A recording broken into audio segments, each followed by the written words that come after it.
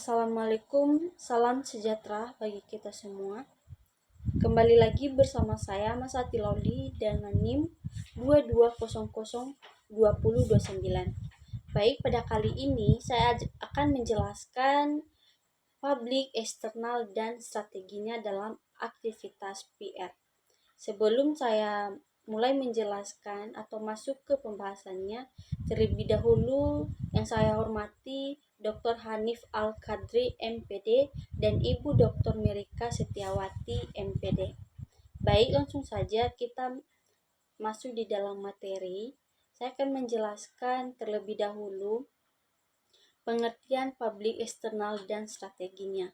Publik eksternal atau sering disebut dengan istilah stakeholder eksternal merupakan salah satu kelompok yang sangat penting dalam aktivitas public relation atau disingkat dengan PR.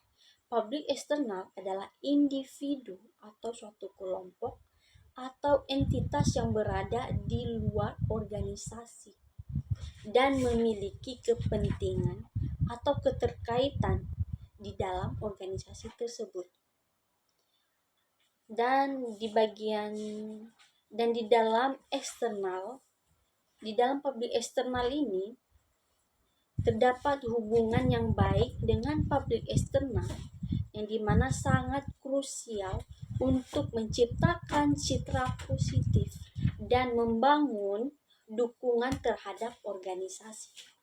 Publik eksternal adalah suatu kelompok individu atau entitas yang memiliki hubungan yang berkaitan hubungan atau kepentingan dengan organisasi tetapi berada di luar organisasi itu sendiri, yang dimana artinya baik dalam organisasi maupun di luar organisasi memiliki satu sama lain, memiliki hubungan satu sama lain, sehingga tidak ada yang membedakan, sehingga di dalam organisasi ataupun di luar organisasi akan menjalin hubungan yang baik, akan memberikan komunikasi atau hubungan yang baik, hubungan yang positif.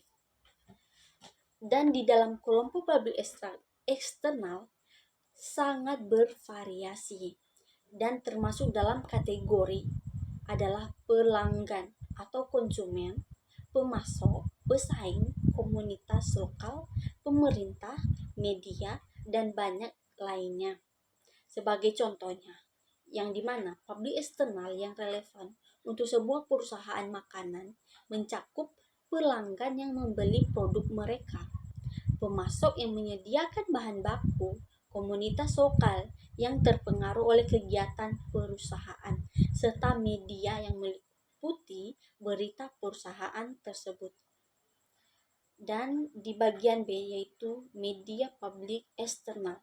Nah, dalam pengertian publik eksternal yaitu memegang peran sentral dalam membentuk citra dan persepsi organisasi di mata publik. Nah, publik eksternal ini harus menciptakan citra yang positif di mata publik atau di mata masyarakat. Media publik eksternal memiliki peran kunci dalam aktivitas PR karena mereka adalah saluran utama untuk menyampaikan pesan organisasi kepada publik yang lebih luas. Mereka yang menyampaikan informasi kepada masyarakat, apa-apa saja informasi di dalam organisasi tersebut hingga tersampai kepada masyarakat atau kepada publik. Nah, ada beberapa peran utama media publik eksternal di dalam PR. Yang pertama yaitu menyampaikan pesan. Nah, menyampaikan pesan di dalam PR itu sangat penting. Melalui media massa yaitu alat utama bagi organisasi menyampaikan pesan dan informasi kepada publik atau masyarakat.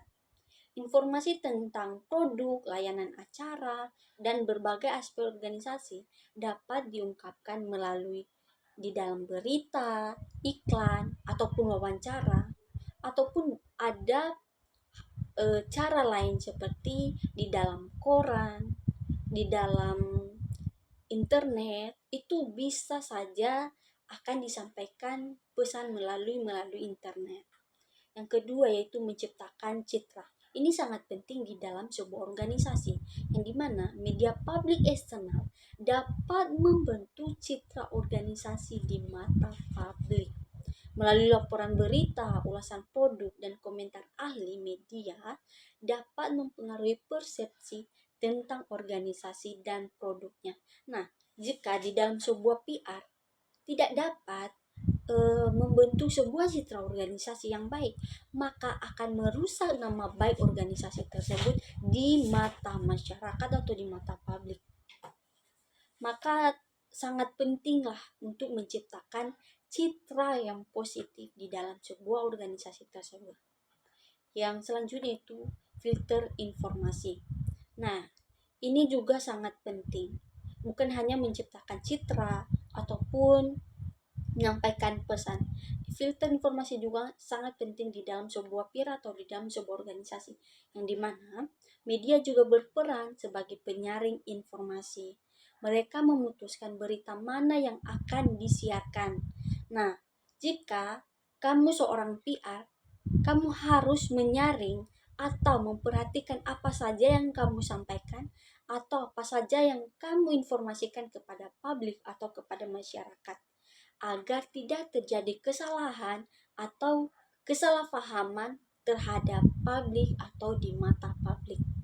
Karena jika misalnya kamu memberi informasi asal-asalan, memberi informasi tanpa menyaring informasi tersebut, maka bisa saja akan terjadi suatu kesalahan. Karena di dalam hubungan yang baik dengan media sangat penting, ya, agar informasi yang disampaikan oleh PR sesuai dengan pesan yang diinginkan dikomunikasikan di dalam publik. Selanjutnya yaitu menyampaikan isu dan perkembangan, yang dimana media massa seringkali menjadi wadah utama untuk menginformasikan isu-isu terkini dan perkembangan baru. Nah, di dalam organisasi dapat memanfaatkan media ini untuk menyuarakan atau menginformasikan isu-isu yang relevan dengan industri atau komunitas mereka. Yang terakhir yaitu katalisator krisis. Ini yang paling terakhir, yang dimana di dalam suatu krisis media dapat menjadi katalisator yang mempercepat penyebaran berita. Nah, jika di dalam suatu perusahaan tersebut ingin sekali produknya itu cepat dikenal oleh masyarakat atau oleh pabrik. Nah, ini dapat digunakan oleh seorang PR yang dimana katalisator krisis, yang dimana di dalam hubungannya yang baik dengan media sangat penting dalam mengelola krisis dan meminimalkan dampak negatif. Nah, ini dapat menghilangkan dampak negatif di mata publik. Nah, selanjutnya yaitu customer relation public external. Nah, sebelum kita masuk di dalam poin-poinnya, terlebih dahulu supaya lebih jelas saya akan menjelaskan apa itu customer relation public external, yang dimana adalah salah satu aspek kunci dalam aktivitas public relation atau PR yang terkait dengan public external. Dalam konteks ini, public external adalah pelanggan dan calon pelanggan organisasi. Maka hubungan yang baik dengan pelanggan memiliki dampak besar terhadap citra organisasi, kepuasan pelanggan, dan kesuksesan bisnis. Dan customer relation memiliki peran penting dalam aktivitas PR. Jadi customer ini sangat penting di dalam sebuah organisasi, yang dimana dia sangat berperan, sangat penting di dalam aktivitas PR ini, karena pelanggan adalah salah satu kelompok utama dari public external yang memiliki dampak besar pada kesuksesan bisnis. Maka customer ini membantu kesuksesan di dalam perusahaan. Jika di dalam perusahaan customernya tidak ada keahlian untuk menciptakan hal-hal yang baru, maka di dalam perusahaan tersebut akan sulit untuk berkembang atau sangat sulit dikenal oleh publik. Jadi di sini ada beberapa peran utama customer, yang dimana peningkatan kepuasan pelanggan, yang dimana artinya itu memastikan bahwa pelanggan merasa puas atas produk-produk dalam perusahaan tersebut. Yang kedua, penyebaran positif. Nah, di dalam perusahaan harus memastikan bahwa yang mereka sampaikan atau yang mereka informasikan memiliki dampak yang negatif terhadap produk yang mereka pasarkan, yang mereka informasikan di dalam publik. Yang ketiga yaitu penanganan keluluhan. Nah, dalam customer relation sangat penting untuk menangani keluhan pelanggan dengan baik.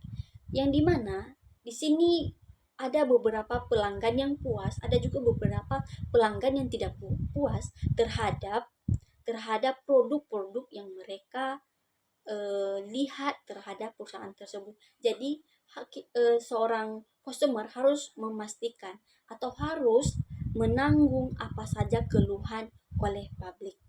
Yang keempat yaitu pengukuran kinerja dan umpan balik. Nah, dan yang terakhir itu mendukung citra positif, di mana hubungan yang baik dengan pelanggan dapat mendukung citra positif di dalam organisasi tersebut. Bagi yang selanjutnya itu saya akan menjelaskan tentang government relation public external, yang dimana pengertiannya yaitu hubungan pemerintah merupakan aspek penting dari aktivitas public relation yang berfokus pada interaksi antara organisasi dan entitas pemerintah, yang dimana di dalam public external adalah pemerintah, baik di tingkat lokal, regional maupun nasional, serta lembaga-lembaga terkait yang memiliki kepentingan dalam kegiatan organisasi. Di sini juga ada beberapa peran utama. Yang pertama itu mengawasi kebijakan regulasi, di mana hubungan pemerintah memungkinkan organisasi untuk memantau dan memahami kebijakan dalam regulasi yang berlaku, yang dimana agar tidak terjadi kesalahpahaman. Ya, kebijakan ini harus dilihat oleh PR, harus diperhatikan oleh seorang PR biar tidak ada yang namanya kesalahpahaman di mata publik. Yang kedua yaitu advokasi kebijakan. Yang ketiga menjalin kemitraan publik privat.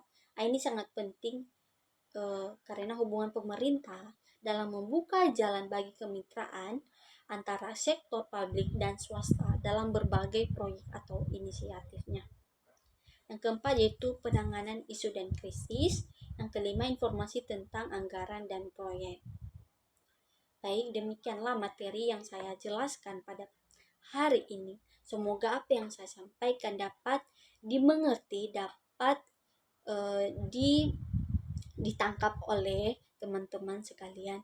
Saya sadar juga di dalam penjelasan saya tadi banyak sekali kesalahan, kekurangan, baik di dalam menyampaikan atau bahasa saya atau gerakan-gerakan yang saya berikan itu sangat banyak sekali kekurangan. Jadi saya mohon maaf jika ada kekurangan.